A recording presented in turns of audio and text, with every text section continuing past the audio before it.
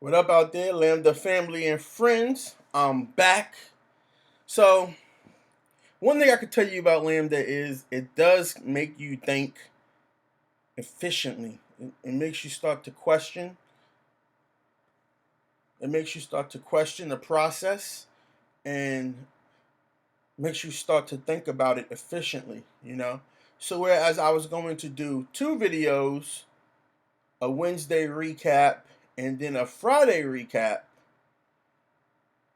I realized that all I really needed to do was just talk about the last 40 hours at Lambda School, because that's what it was. The whole week was 40 hours at Lambda School, because you go 8 hours a day. I'm in the full-time track, so we go 8 hours a day, so that's 40 hours. Really 48 hours for me if you count the weekends, because I try to spend like 4 hours Saturday and Sunday, at least 4 hours Saturday and Sunday, continuing to do more designs and work and things like that, because you got to reinforce what you learn, because you go through it.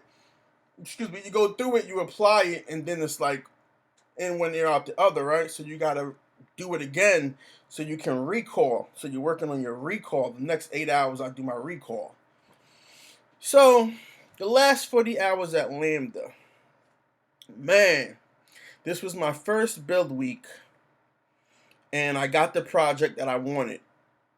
I recommend that you go after the project you want to do, not the project you think sounds good, because it's so much work involved that if you go after the project that you don't want to do but sounds good, you're probably not going to want to complete it, because you have to really, really, really be. Dang, my glasses are all sliding. You're gonna have to really, really, really be. There we go. You're gonna have to really, really be connected to it, to give you that extra energy, that extra oomph when you least expect it, when you really need it. And I'm glad that I picked the project I wanted. I picked the project they call Dev Desk Q, and it's a project that is for Lambda students to submit help desk tickets, and also the platform that help users are going to use to solve those tickets, or the process they're going to use to solve the tickets. Basically, I'm working on creating a platform that's going to assist them in solving the tickets and cataloging everything, and making it real seamless for them to achieve that, because that's the most important part, is not so much submitting the ticket. The ticket could be as simple as just typing, in the Slack, which they probably do already, hashtag help, blah, blah, blah. And then what happens after that? How does the person receiving it solve it? What tools do they have to work with? Blah, blah, blah, blah, blah. Right? So it could be as simple as that, or it could be as complex as hashtag help and my solution, which I'm not going to tell you because I'm working on it still. And then that's it. And then it's resolved like that. It's screened and then it's resolved. It's screened, it's graded, and then it's resolved. That's it. That's all the help user has to do. So, or maybe even a peer could do that, because the scale of Lambda School is enormous. So many people. If everybody has a problem every day of the week, it can cascade real quick. So then you got to call in backup. You got to call in auxiliaries. You got to have support. But anyway, this video is getting real. I'm running out of time here. So anyway, yeah. So the last 40 hours at Lambda School was, woo, it was a trek, boy. I really felt like I'm going to need a vacation after Lambda School, because I cannot go right into the workforce. I'm going to need to go on vacation. If we have more build weeks like this, they're so intensive. It's so much to do. And 8 hours, man, it's a lot to do in 8 hours, and that's a full-time work day if you think about it. And I mean, I'm doing extra stuff, but I don't do, midnight hours, burning the midnight oil, burning the candle at both ends, all that late night stuff. That's old. That's played out. That's not the productive way to create. That's not the productive way to work. I'm gonna give you a tip. The most productive way to create, the most productive way to work, is to be still. You have to be still. You have to be still. You have to be still. You have to be still. You know what I'm saying? Because then you're just gonna get yourself into a box and nothing new is going to develop, right? So I don't do that. So basically, yeah, Monday we were assigned our projects. I got mine. I really was gonna quit Lambda School if I didn't get my project because the other ones I knew I wasn't gonna do. I wasn't really feeling them. I wasn't really passionate about them. And let's be honest, I'm not doing this for a career about the money. I'm doing this for a career about doing projects that I'm passionate about. So most likely I'll be like this to the employer. I'll be like, so what is the project? Okay, you know what? I'm going to pass, but thank you. What is the project? Oh, wonderful. When can I start? You know what I'm saying? That's like how pretty much I'm going to be. I'm not going to want to do projects that I do not like. And I'm making sure that I understand that up front. Because if you're going in it for the money, that's not cool. You're just going to be like saturated with what's the word I'm looking for? Oh man, resentment. You're not gonna want to do it. You're just not gonna want to be. I mean, that's just me. That's just me. But anyway, so yeah, so Monday we got our projects. We started working. You started. What I did was I took the sheet that they gave us and I started to break it down. So really Monday I didn't really do anything but break down the sheet. I organized it, right? And I identified what were the easy parts I could do out of sequence. And what can I tackle that's easy that I don't need to do anything. That's just I could just put on autopilot. And I said, okay, once I identified that Monday, and then I drafted my organization document, which is how I'm going to submit all this stuff, because there's a lot of stuff you got to submit on, this document, this Google Doc. And then I drafted that. I drafted places for everything. And then the stuff that I knew I was on autopilot, I highlighted it. So I knew I was going to throw that in there real quick at the, like the last, so the stuff that I'm going to put on autopilot, that's the stuff I'm going to do Thursday. I'm not going to worry about that stuff. The stuff that I'm going to spend the next Tuesday, Wednesday on, and Thursday, part of Thursday, is everything else that's not on autopilot. The real heavy stuff. So then Tuesday, I started to do the heavy stuff, which was again a lot of writing. You do a lot of writing, getting everything together, and then from there, I started to pursue locking in my interview people. So that's a lot of writing. So writing, writing, writing. So Tuesday was all writing. I did 8 hours of writing. Right. I did that. Then Wednesday, I got the feedback and I was scheduling my interviews and I did my interviews Wednesday, which I did a lot of interviews Wednesday, which is pretty cool. That gave me more insight to where I was going with this. And Wednesday, all I did was interviews because it was so much to do. And I got my survey out because I wanted to drop my survey after my interviews were done. So then those people that I interviewed could hit the survey and give me some more data after they thought. So that's what happened Wednesday. By Thursday, now we're probably into oh man, we're coming up to what is it? 32 hours now. So by Thursday, we're at 32 hours. And then I pretty much looking at the survey data, seeing if I'm going to use it. Then I start doing my diagrams because, luckily for me, the last 3 weeks, I believe, I saved outlines of my diagram. So a little tip for you, when you do your mapping, journey mapping, or whatever you do, your user flow, whatever you do the outline. Just do a regular outline first and just keep it blank, or use the templates and keep them blank. So this way you don't have to do anything but just plug in. And that's what I did. I plugged in. And I kind of saw that ahead of time, especially with the user flow, just plug in. Just plug in. So then, and then Thursday I added my automated stuff. Dropped that in there. Boop, boop, boop. And then once I dropped that in, I was done. Presentation is easy.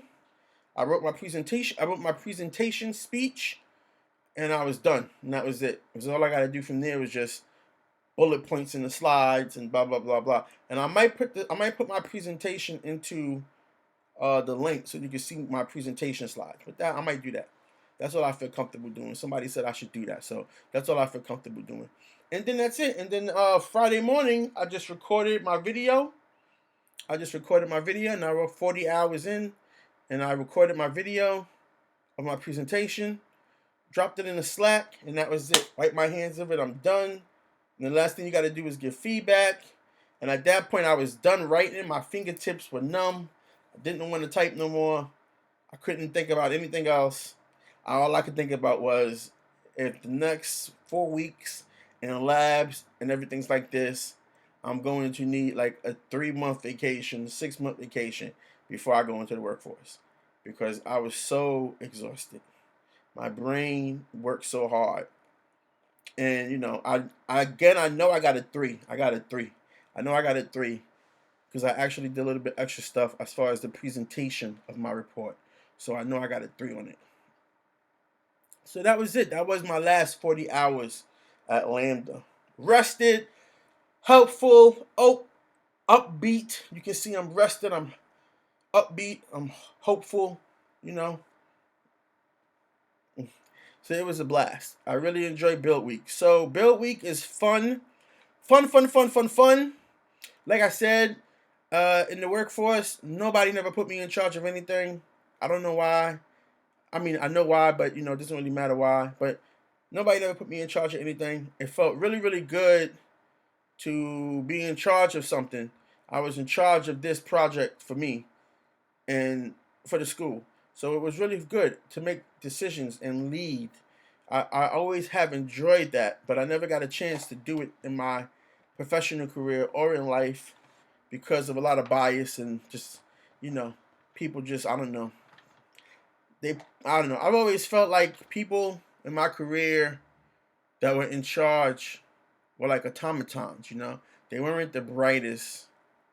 They just happened to get there before me, or they were doing some other type of way. They were doing some other things to make themselves, useful. They had they were serving a purpose, That's what the reason was. That's why I never was put in charge of anything, even though I qualify and I can be put in charge of something. And I'm a good steward. I'm a good steward of life and management and things like that. So, whatever. I always was going to start my own thing anyway. Sooner or later I was going to be put in charge of something. Whether somebody else granted it to me or I took it for myself. In this case, I actually took it for myself. So, that's all I have today. I see this video is pretty long. But yeah, man, Lambda School is heavy. It's real. It is really real. It's really, really real. This is UX information.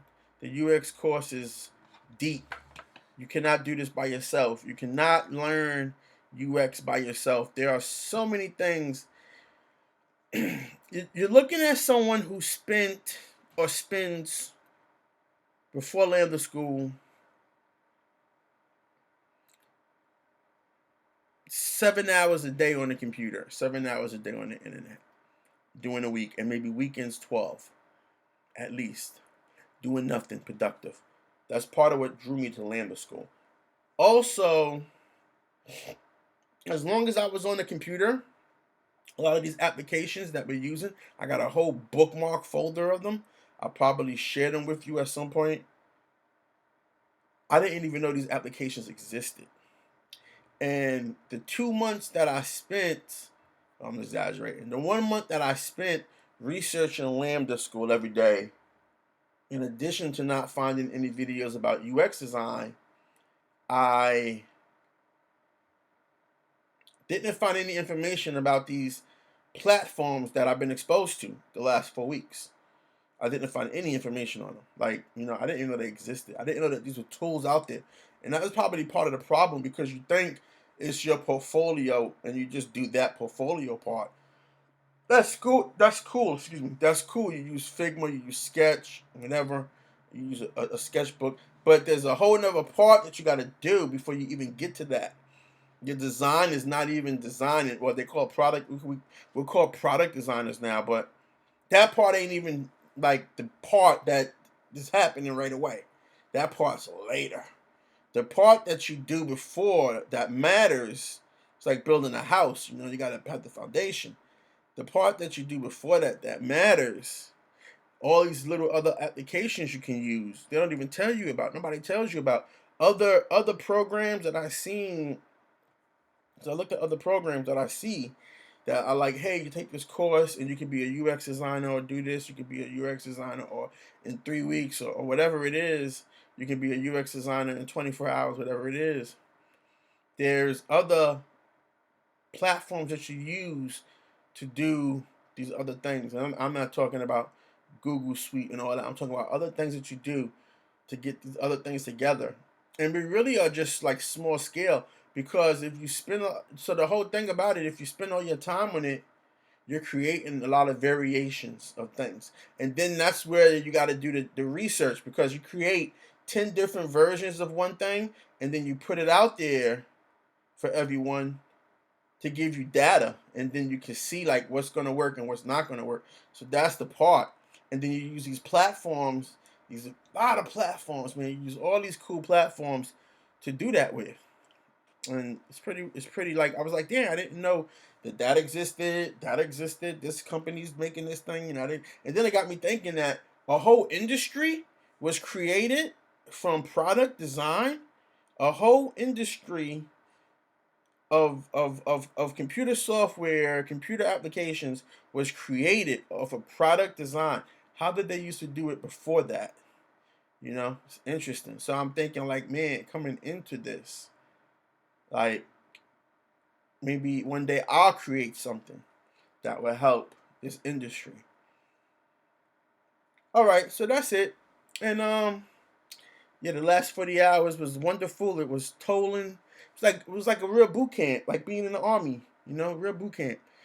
But when you make it through the end of the other side of the obstacle course, or like we used to say when I played football, when you get into the end zone, all that hurt and all that pain, well, hurt's pain, the same thing. But all of that's gonna go away. You're gonna feel brand new. All right, Lambda family and friends, I'm out of here. Peace.